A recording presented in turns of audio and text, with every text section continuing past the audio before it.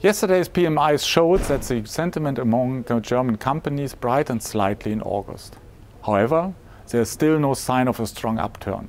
Rather, the economic recovery generally expected for the next year still relies more on hope than on hard data. Nevertheless, the German stock market has set new records this year, and the DAX has managed to maintain its high level in recent weeks.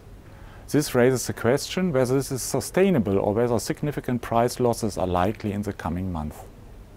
Some may argue that the DAX has long since ceased to reflect the German economy, as the companies it comprises generated most of their sales abroad.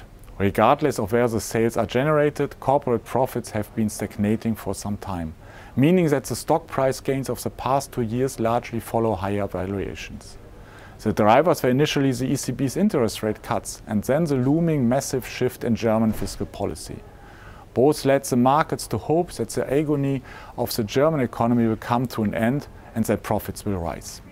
The fate of the DAX in the coming months will therefore depend on whether these hopes are fulfilled. Valuations are now so high that there is little potential for further price gains from further increase in valuations.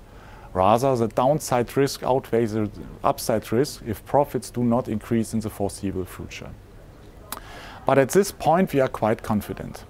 Although the 14% earnings growth currently expected by analysts for the coming year is likely to be too high, an increase of 6 to 8% seems realistic in view of the recovering economy in Germany.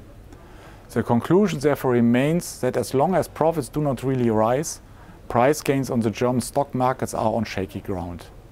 However, we assume that the improved economies and the resulting rise in profits will stabilize the situation or even open up room for further price gains.